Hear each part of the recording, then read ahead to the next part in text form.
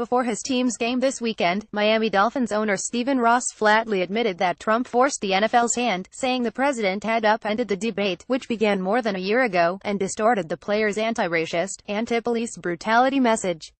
Dolphins head coach Adam Gase duly made it team policy, beginning on Sunday, for anyone on the field before the game to remain standing for the anthem. 3 players who kneeled in the past remained out of sight, in a stadium tunnel. Whether a league-wide edict would halt the wider demonstrations remains an open question.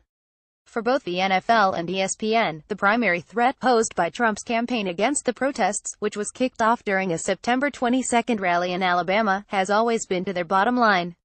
But the terms of the clash were always more complicated.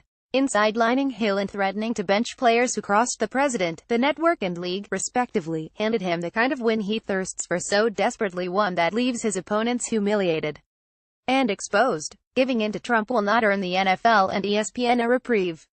Quite the opposite. If anything, their apparent weakness will only invite further attacks.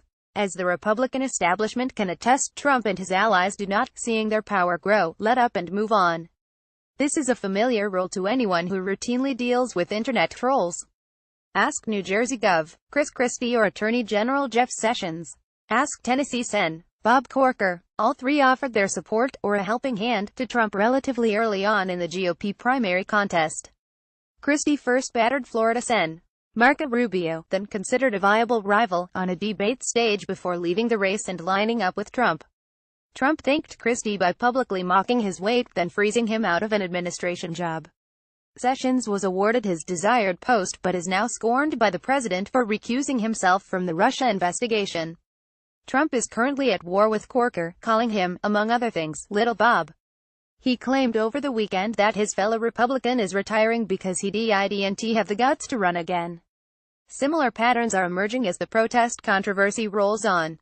ESPN announced Hill's suspension on Monday afternoon.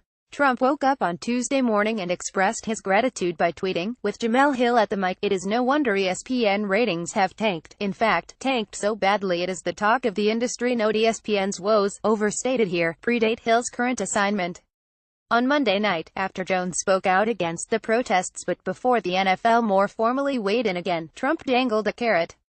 "A big salute to Jerry Jones, owner of the Dallas Cowboys, who will bench players who disrespect our flag," he tweeted. Stand for anthem or sit for game. Less than 24 hours later, NFL Commissioner Roger Goodell sent out a mostly inscrutable 424-word memo to team executives, obtained by CNN Money, stating his desire to move past this controversy. "Like many of our fans, we believe that everyone should stand for the national anthem. It is an important moment in our game. We want to honor our flag and our country, and our fans expect that of us," he wrote. "We also care deeply about our players and respect their opinions and concerns about critical social issues. The controversy over the anthem is a barrier to having honest conversations and making real progress on the underlying issues." There follows some talk about implementing an in-season platform to promote the work of our players on these core issues, with the purpose of promoting positive change in our country. To start, this presumes that the current protests are not achieving that aim. That's open for debate. Trump has given his side. The players have offered theirs. All the particulars aside, and no matter how the league chooses to frame it from here on out, Goodell elected to put in his lot with the president. But it was not quite open surrender. And so, the Trump clan responded, as an NFL announcer might say, by jumping on the pile. A few hours after the memo went out, Eric Trump tweeted, "Amazing how quickly one changes their tune when viewership drops by 31%. Revenues stand forth the anthem USA." Donald Trump Jr. linked to a conservative website's post on Goodell, adding, "Strange, I thought he basically said the opposite last week. What happened?" He then retweeted his father, who early on Tuesday morning asked, "Why is the NFL getting massive tax breaks while at the same time disrespecting our anthem, flag and country change tax law?" Trump himself didn't join in until early Wednesday, when he tweeted, "It is about time that Roger Goodell of the NFL is finally demanding that all players stand for our great national anthem, respect our country." The league quickly responded, through a spokesperson, to say, "Commentary this morning about the commissioner's position on the anthem is not accurate." It went on to rehash the softer focus elements of Goodell's memo. But it was too late.